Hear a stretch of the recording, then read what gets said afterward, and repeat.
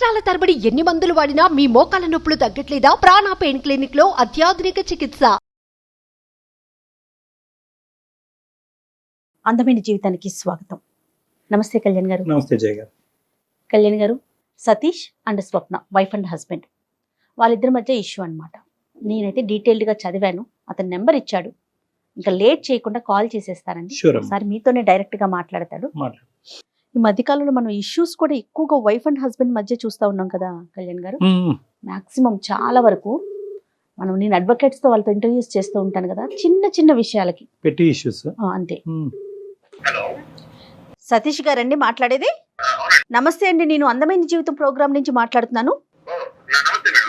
నమస్తే సతీష్ గారు. నమస్తే అండి. మీ మెయిల్ చూశానండి, నేను డాక్టర్ గారు ముందుంచాను ఈరోజు ఎపిసోడ్లో. అయితే డాక్టర్ కళ్యాణ్ చక్రవర్తి గారు కూడా మీతో మాట్లాడతారు. ఒకసారి జస్ట్ మినిట్ అండి, డాక్టర్ గారితో మాట్లాడండి. సతీష్ నమస్తే నాన్న. నమస్తే నమస్తే. చెప్పినాను, ఎక్కడ మీరు ఉండేది, ఎక్కడ మీ వయసు ఎంత, సమస్య ఏంటి? నేను హైదరాబాద్ లో ఉంటున్నాను సార్. Good, okay. నేను ఒక చిన్న యాడ్ ఏజెన్సీ పెట్టుకున్నాను సార్. Super, okay. ఒక చిన్న సమస్య ఏంటంటే సార్, అంటే ఎప్పుడు చూడటమే తప్ప ఫస్ట్ టైం నా సమస్య కూడా మీ దగ్గరికి వస్తుందని చెప్పి నేను ఏదైతే కల్లో కూడా అనుకోలేదు సార్. కాకపోతే పరిస్థితులు అలా అయినాయి సార్. మీరే నాకు న్యాయం చేస్తారని ఉద్దేశంతో ఫోన్ చేస్తున్నాను సార్. తప్పకుండా సార్. ఏం లేదు సార్, నాకు పెళ్ళయింది సార్. పెళ్ళైన తర్వాత ఇద్దరు పిల్లలు సార్, ఒక అమ్మాయి ఒక అబ్బాయి. జీవితం మీలాగే అందమైన జీవితంలా సాగిపోతుంది సార్. ఈ మధ్యలో మా ఆవిడ ఒక 1 వీక్ బ్యాక్ ఇంటికి వెళ్ళింది సార్. వాళ్ళ అమ్మగారి ఇంటికి వెళ్ళి వస్తానని చెప్పి వెళ్ళారు. వెళ్ళి వచ్చిన దగ్గర నుంచి ఒక కొత్త మనిషిని చూసినట్టుంది సార్ నాకు ఇంట్లో. అంటే అంతకుముందు చాలా అన్యోన్యంగా ఉండేది సార్. ఈ వచ్చిన దగ్గర నుంచి మనం విడాకులు తీసుకుందాం అనే ఒక టాపిక్ ని ప్రతిసారి తీసుకొచ్చేస్తుంది. అంటే యాడ్ ఏజెన్సీ అంటే ఎన్నో సమస్యలు సార్ మాకు, క్లయింట్స్ వాటితో వీటితో. అసలు మైండ్ ఎలా అయిపోయిందంటే సార్, అసలు మైండ్ డిస్టర్బ్ చేసేస్తుంది సార్. ఇంటికి వెళితే ఫోన్ చేస్తే ఫస్ట్ అడిగే మాట ఎప్పుడు విడాకులు తీసుకుందాం. ఇది అసలు ఎలా అయిందంటే సార్, విడాకులు అంటే ఏదో చాలా చాలా సింపుల్ గా చెప్పేస్తుంది సార్. నాకు చాలా బాధ వేస్తుంది. ఎందుకంటే ఒక 2 పిల్లలు ఉన్నారు మాకు. ఎన్ని ఇయర్స్ అవుతుందండి సతీష్ గారి పెళ్ళయి? నాకు నియర్లీ 8 years అయింది మేడం. 8 years, ఇద్దరు పిల్లలు. అవును మేడం, అవును. ఆవిడ వర్కింగ్ సతీష్? లేదండి, హౌస్ వైఫ్ మేడం. హౌస్ వైఫే. పెద్దలు కుదిర్చిన వివాహమేనండి మీ ఇద్దరిది? పెద్దలు కుదిర్చిన వివాహం మేడం. సరే, ఇప్పుడు సతీష్ అది కాదు, ఇప్పుడు నీకెంత ఆశ్చర్యంగా ఉందో, మేము ఎప్పుడు ఇలాంటి సబ్జెక్ట్ వినలేదు. అంటే ఇంతకు ముందు ఎప్పుడు ఆవిడ పుట్టింటికి వెళ్ళలేదా, లేదంటే అక్కడి నుంచి ఏమైనా బ్రెయిన్ వాష్ జరిగిందా, లేదంటే మీరు పూర్తిగా విప్పి చెప్పట్లేదా మాకు? లేదు సార్, మా అత్తయ్య గారు, మా మామయ్య గారు గానీ, మా మిస్సెస్ గానీ ఎప్పుడు వెళ్ళినా సార్ మేము ఫ్యామిలీతోనే వెళ్తాం. నాకు ఒక చిన్న వర్క్ ఉండటం వల్ల ఈసారి నేను వెళ్ళొస్తానంటే మీరు ఉండండి అంటేనే నేను ఆమెను పంపించాను సార్. ఎప్పుడు వెళ్ళినా కలిసే వెళ్తాం. ఎప్పుడు ఇలాంటి సిచ్యువేషన్ జరగలేదు సార్. ఏమీ లేకుండా ఒక అమ్మాయి అయితే ఏదైనా చూడకూడదన్న అమ్మాయి చూసి ఉండాలి, లేదంటే పిచ్చిదన్న అయి ఉండాలి. ఈ రెండిట్లో ఏదో ఒకే సబ్జెక్ట్ ఉంటుంది. ఇప్పుడు అంతకుముందు మీరు ఎంత ప్రేమిస్తున్నారంటే, 2 పిల్లల కన్నా 8 సంవత్సరాలు ప్రయాణం చేస్తుంది, మీకంటే ఎక్కువగానే ఆవిడ మిమ్మల్ని ప్రేమించి ఉంటుంది. సో ఎంతో కొంత ఏదో ఒక ఈ పర్టికులర్ ఇష్యూ మీద నాకు అనుమానం ఉంది సార్, లేదంటే ఈ సబ్జెక్ట్ మీద నాకు క్లారిటీ రాలేదు అనేది ఏమన్నా ఉందా అంతకు ముందు మీ ఇద్దరి మధ్యలో? మా ఇద్దరి మధ్యలో నేను ఆమెను అనుమానించడం గానీ, నన్ను ఆమె అనుమానించడం గానీ ఇప్పటి వరకు ఎప్పుడు అలాంటి ఇష్యూస్ ఎప్పుడు లేవు మేడం. ఉన్నాం, అనుకోకుండా వెళ్ళి వచ్చేది చెప్పేసరికి ఇంకా అసలు వేరే కారణాలు గానీ, ఫైనాన్షియల్ ఇష్యూస్ గానీ, ఇంట్లో డబ్బులకు సంబంధించి, పిల్లలకి సంబంధించి, లేకపోతే మీ అత్తమామలు వాళ్ళ అత్తమామలకు సంబంధించి అసలు మీ ఇద్దరి మధ్య ఎటువంటి డిస్టర్బెన్స్ లేదండి? అలాంటిది ఏమీ లేదు మేడం. ఏది ఉన్నా సరే నాకు ఎంత వస్తుంది ఏంటనేది మొత్తం ఆమె, హోమ్ డిపార్ట్మెంట్ కింద ఆమెకి ఇచ్చేసాను. ఆమె మొత్తం రన్ చేస్తూ ఉంటుంది. నాకు ఖర్చులు కావాలని ఆమె నాకు చేతికి ఇచ్చి పంపిస్తుంటుంది మేడం. సింపుల్ గా సతీష్, విడాకులు అనే సబ్జెక్ట్ వచ్చింది. విడాకుల మీద కారణం ఏమి రాద్దామని అనుకుంటుంది ఆవిడ? ఏదో చెప్పాలి కదా, దాని మీద అడిగారా పోనీ? అదేనా ఏంటి కారణం అని? ఏమి అడగలేదు. లాయర్ తో మాట్లాడు, నేను లాయర్ దగ్గరికి వచ్చి మొత్తం ఓపెన్ అవుతాను, నాకు విడాకులు కావాలి. ఎవరి దగ్గర ఓపెన్ అవుతాను అంది, మీ దగ్గర మాత్రం ఓపెన్ అవుతుంది ఆవిడ. అంతే. మరి మీ అత్తగారు మామగారికి ఫోన్ చేసి అడిగారా మీరు? ఏంటమ్మా, ఏంటి అత్తయ్య మామయ్య, ఏంటి విచిత్రం ఏంటని అడిగారా సార్? ఇప్పుడు వాళ్ళు చాలా హ్యాపీగా ఉన్నారు సార్. మేము ఇద్దరం ఏదో బాగా అన్యూన్యంగా ఉన్నాం. పెద్దవాళ్ళని ఇబ్బంది పెట్టడం ఎందుకని నేనైతే అంతవరకు ఇప్పుడు వరకు చాలా సిన్సియర్ గా ఉన్న అమ్మాయి ఎందుకో ఈ వారం రోజుల్లో ఏదో హర్ట్ అయింది ఆవిడ. ఖచ్చితంగా ఆ కారణం అయితే మీ ఎదురుగుంటే చెప్పలేకపోతుంది. దానికి భయం అయి ఉండొచ్చు, సిగ్గైనా అయి ఉండొచ్చు, బాధ అయినా అయి ఉండొచ్చు. సో ఏదో ఒక బలమైనటువంటి కారణం వల్లే అలా అయ్యింది. తను ఈ 1 వీక్ బట్టి ఎలా ఉంటుంది ఇంట్లో? ఈ వన్ వీక్ ఇల్లు వచ్చిన దగ్గర నుంచి ఎవరితో మాట్లాడటం లేదు సార్.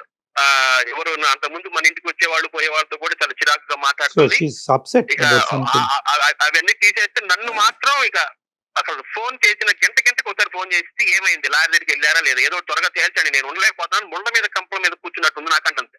రైట్. నేను అంతేం తప్పు చేశానమ్మా, నువ్వు ఎందుకు అలా మాట్లాడుతున్నావు అని చెప్పి నేను ఎంత బతికినా సరే నా వల్ల కావట్లేదు సార్. అందుకే మీరు ఏదైనా సలహా అది ఇంకా ఇస్తారని ఇంకా అర్థమైపోయింది లేదు సతీష్. మీ దగ్గర అయితే కనుక ఆవిడ మ్యాటర్ ఓపెన్ చేసే ఉద్దేశం ఆవిడకి లేదు. She wants an other platform. ఆ ప్లాట్ఫామ్ బహుశా మనం అయి ఉండొచ్చు అని నాకు అనిపిస్తుంది.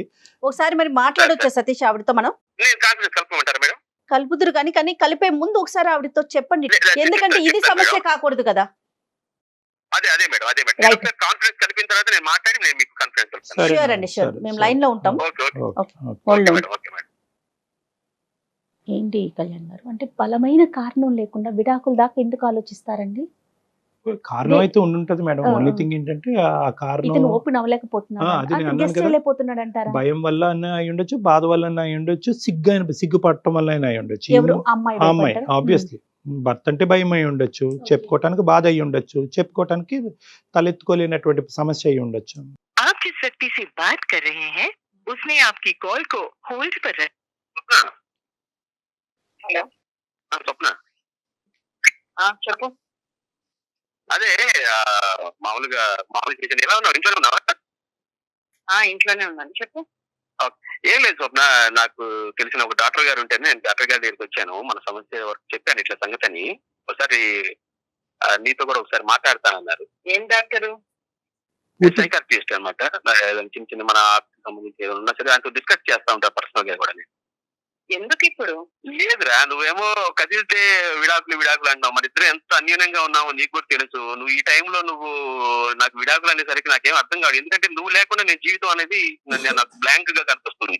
ఇప్పుడు అదంతా కాదు. ఎవరున్నారు ఇప్పుడు? స్వప్న గారు ఒక్క నిమిషం అండి, నేను సుమన్ టీవీ నుంచి జయాని మాట్లాడుతున్నాను. నాతో పాటు డాక్టర్ కళ్యాణ్ చక్రవర్తి గారు, సైకియాట్రిస్ట్ డాక్టర్ ఉన్నారండి. అతను పూర్తిగా చెప్పడానికి భయపడుతున్నారో మొహమాటం పడుతున్నారో తెలియదమ్మా. స్వప్న సారీ ఇటువంటి పరిస్థితిలో మీతో మాట్లాడటానికి. కానీ అతను ఏంటంటే ఒక సందిగ్ధ పరిస్థితిలో ఉన్నారు. ఒక సమస్యకి పరిష్కారం గురించి కోరుకుంటూ మనకు చేశారు. మేమేమన్నా హెల్ప్ చేయొచ్చు అనే ఉద్దేశంతో మీ పర్మిషన్ తీసుకున్న తర్వాతే మీతో మాట్లాడమని స్పష్టంగా చెప్పాము. మీకు ఇష్టం లేకుండా అసలు మాట్లాడే ఉద్దేశం మాకు లేదు. ఈ మధ్యకాలంలో వారం రోజులు బట్టి మీరు ఒక నిరాశకు గురయ్యి ఈ బంధమే వద్దు అనుకుని విడాకుల గురించి కోరుకుంటున్నారంట. దానికి కారణం ఏంటో అతనికి అర్థం కాక అతను డిప్రెషన్లోకి వెళ్ళి మాకు చేశాడు. సరే ఉండయ్యా, ఆవిడతో మాట్లాడదామని మేము చెప్పాము. If it is okay with you will talk with you. లేదండి మేడం, కారణం ఏం లేదు సార్. కారణం ఏం లేదు. నాకు విడాకులు కావాలి, తన దగ్గర నుంచి విడాకులు కావాలని నేను కోరుకున్నాను. స్వప్న, నువ్వు మాట్లాడేది ఎలా ఉందో తెలుసా? కారణం లేకుండా ఎవరైనా విడాకులు తీసుకుంటారా? ఎక్కడ చూసావా? నాతో నువ్వు నాతో మాట్లాడుకు. నాకు విడాకులు కావాలి. నేను అడిగాను కదా, నేను ముందే నీకు చెప్పానా? నీకు ఎన్నిసార్లు చెప్పాను? నాకు విడాకులు కావాలి నీ దగ్గర నుంచి.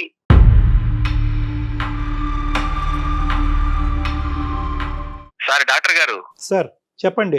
సతీష్, విడాకులు చాక్లెట్లు లాగా విడాకులు ఒక్క నిమిషం నాయన తమ్ముడు ఒక్క నిమిషం టైం ఆవిడని మాట్లాడిని అయ్యా.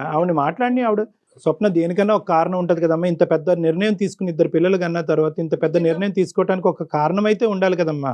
బలమైన కారణమే ఉండుంటుంది స్వప్న, చెప్పండి మీరు. అంటే నేను అవన్నీ ఇప్పుడు చెప్పలేనండి.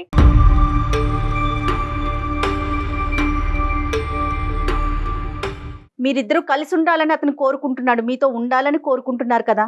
నాకైతే తనతో ఉండాలని మీ లేదండి. మాటను బట్టి అర్థమవుతుంది మీరు చాలా బలంగా గాయపడ్డారని.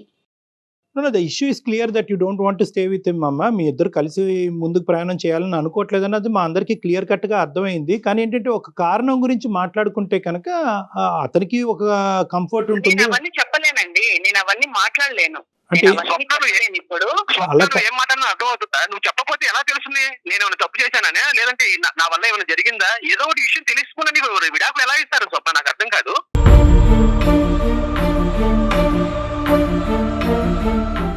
అక్కడ డాక్టర్ గారు ఉన్నారు, మనకంటే పెద్దవాళ్ళు. నేను ఏదో సమస్యను కొరకు చెప్తే కనుక వాళ్ళు ఏదో మన సొల్యూషన్ ఇస్తారని నేను ఇక్కడ వరకు తీసుకొస్తే నువ్వు చెప్పనంటే చెప్పకపోతే ఏంటి? అట్లా కాదు చెడ్డవాడిగా ముద్ర మీరేసేసుకుంటున్నారు ముందే. అట్లా కాదు సతీష్, అట్లా కాదు.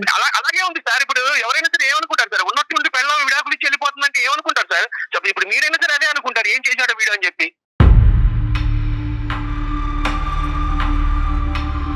స్వప్న గారు, మీరు డెఫినెట్ గా అంటే మీకు ఇష్టం లేకపోతే ఖచ్చితంగా విడాకుల దాకా వెళ్ళే అవకాశం మీకు ఉందండి. అది దాన్ని ఎవ్వరూ ఆపలేరు. కానీ దానికంటూ ఒక కారణం ఉంటుంది కదా, అక్కడ చెప్పాలి. ఎట్లయినా కోర్టుకు వెళ్ళినప్పుడు మీరు డెఫినెట్ గా అక్కడ మీరు ఎక్స్ప్రెస్ ఒకటమ్మా చేయాలి. స్వప్న, ఇప్పుడు ఆ కారణం అనేది మీరు సిగ్గుపడటం వల్ల, లేదంటే భయపడటం వల్ల, లేదంటే అతను ఫోన్ కట్ చేసి మీరు మాతో చెప్పండి, డైరెక్ట్ గా చెప్పండి. ఏం లేదు సార్, తనతో ఉండడం నాకు ఇష్టం లేదు, తనతో నేను ఉండదలుచుకోలేదు, అందుకే నేను తన విడాకులు అడిగాను. 8 సంవత్సరాలు బట్టి ఇష్టపడ్డారమ్మా ఉండటానికి మేడం? అవును సార్, అప్పుడు ఇష్టం ఉండింది, ఇప్పుడు ఇష్టం లేదు. ఈ వారం రోజుల్లో ఏంటి ఆ కష్టం? నా బాధ నేను చెప్పుకోలేను. నేను తనతో నాకు అసలు ఉండడం గానీ, తనతో మాట్లాడడం గానీ నాకు అసలు ఇష్టం లేదు. నో దట్స్ టోటలీ నాకు అండర్స్టూడ్. నేను ఒక్కటే, నాకు ఒక్క హెల్ప్ చేయమన్నాను. తన నుంచి నాకు విడాకులు కావాలి, నేను అదే కోరుకుంటున్నాను, నాకు అదే కావాలి. నేను అప్పుడు హ్యాపీగా ఉండగలను. స్వప్న, ఇది చిన్నపిల్లలు మాట్లాడేది, ఇదేనా పెళ్లి అనుకుంటే ఆ బొమ్మల పెళ్లి అనుకుంటున్నావా? మనకి 2 పిల్లలు ఉన్నారు, వాళ్ళ కెరియర్ చూడాలి. నేను పొద్దుననగా వెళ్ళి సాయంత్రం వరకు ఎంత కష్టపడో నీకు తెలుసు, నువ్వే చాలా సార్లు అన్నావు. అలాంటిది ఇప్పుడు వద్దు 1 వీక్ లో నీకు ఏమైపోయింది? కారణం చెప్పటం వల్ల నీ కారణం సిగ్నిఫికెంటో ఇన్సిగ్నిఫికెంటో అని తీసి పక్కన పెట్టేసి మీరు విడిపోవటానికి వీలు లేదని చెప్పే హక్కు ఉద్దేశం మాకు లేదు. మేము కారణం అనేది ఎందుకు చెప్తున్నాం అంటే కనుక ఈ కారణం ఈ రోజు కాకపోయినా రేపైనా చెప్పాల్సినటువంటి కారణం.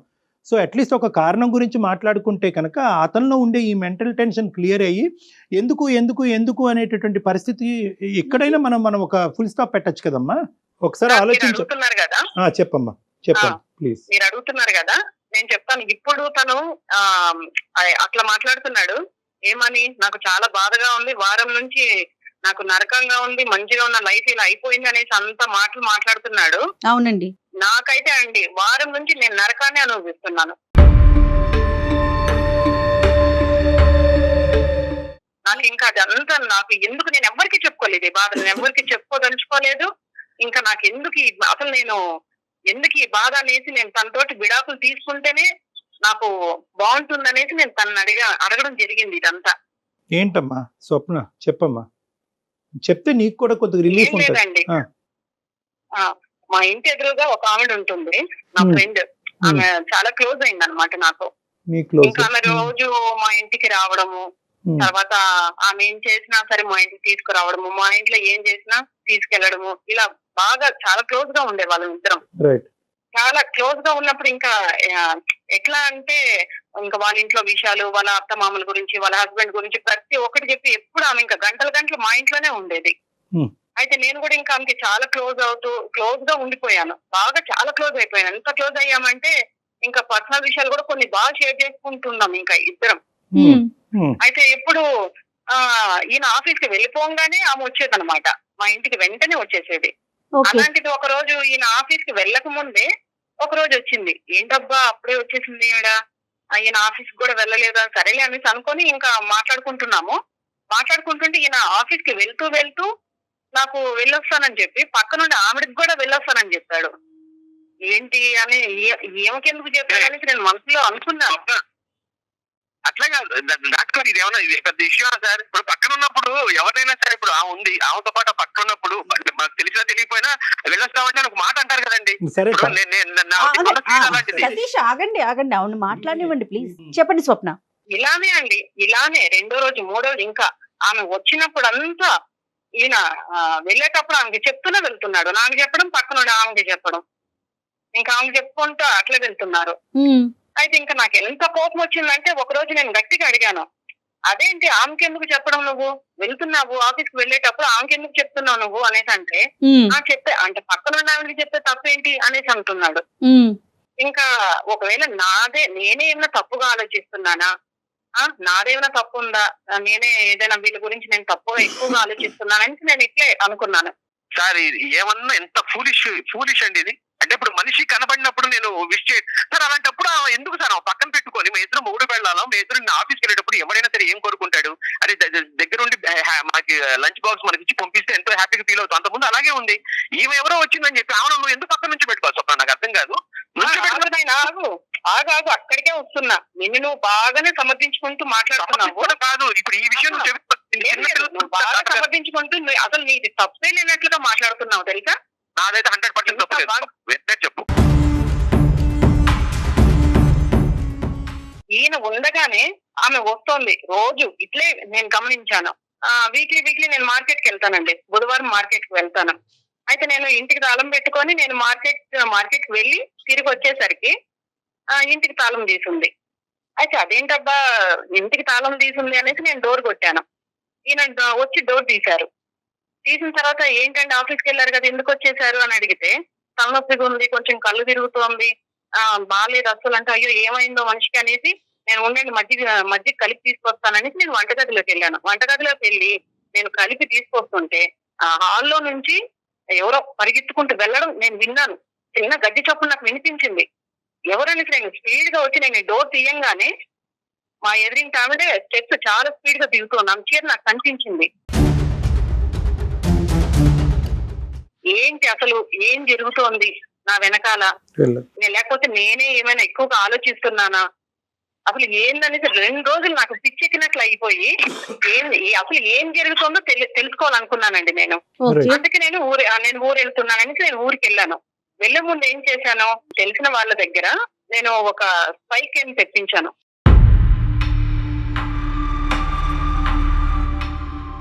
తెప్పించి అది రూమ్ లో, మా బెడ్రూమ్ లోనే ఒక టెడ్డీ బియర్ లో ఇట్లా ఫిక్స్ చేసుకోవాలి మేడం అనేసి నాకు వివరించారు వాళ్ళు నాకు.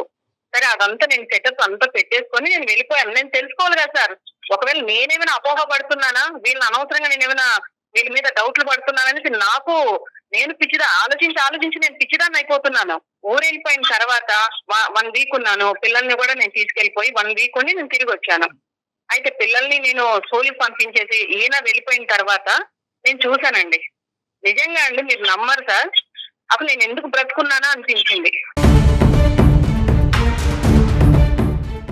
నా గుండెలు పగిలిపోయినాయి సార్. అసలు నేను కంప్లీట్ గా కూడా చూడలేదు. అసలు ఒక 2 నిమిషాలు చూశాను. దాన్ని చూసి తట్టుకోలేక వారం నుంచి సార్ నేను కనీసం మంచినీళ్ళు కూడా ముట్టుకోకుండా తిండి తినకుండా ఏడుస్తున్నాను. చనిపోదాం అనుకున్నాను.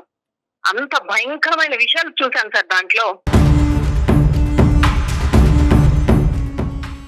ఆమెతోటి ఈయన ఉండడం నేను చూశాను.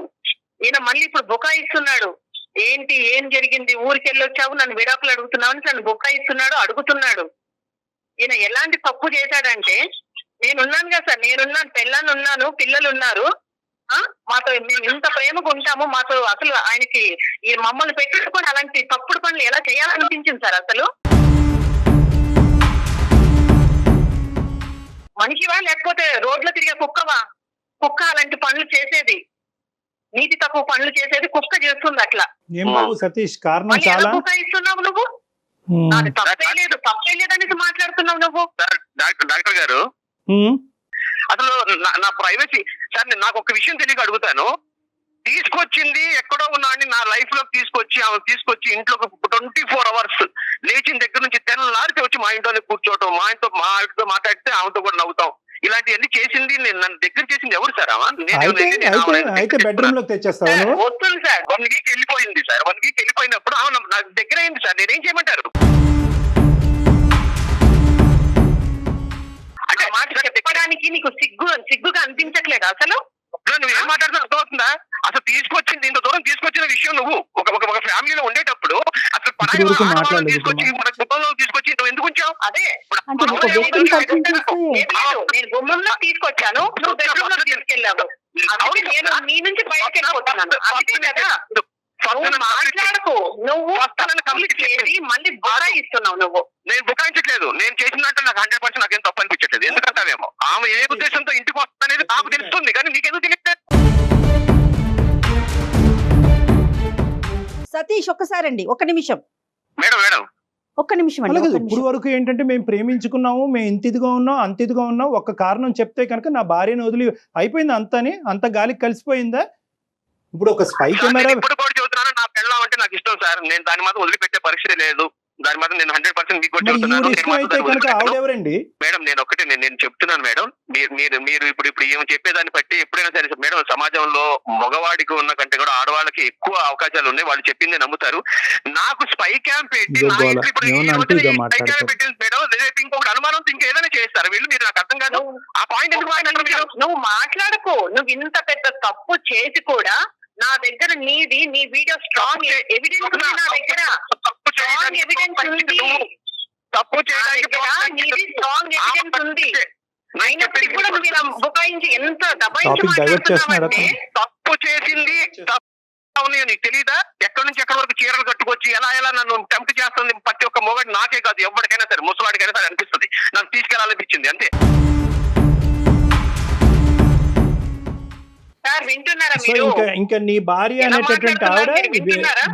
బాబు మీ భార్య అనేటటువంటి ఆవిడ ఎవరితోనో దగ్గరగా మాట్లాడితే నువ్వు ఆ హాల్లో కూర్చుంటే మీ భార్య లేనప్పుడు నువ్వు బెడ్రూమ్ లోకి తీసుకొస్తావు అంతేనా? నా చాలా తప్పు చేయించాలి, నన్ను పట్టించాలి, నలుగురిలో నన్ను షేమ్ చేయాలనే ఉద్దేశం ఆమెకు లేకపోతే ఈ స్పై కెమెరాలు ఇవన్నీ ఏంటి సార్ నాకు అర్థం కాదు. అది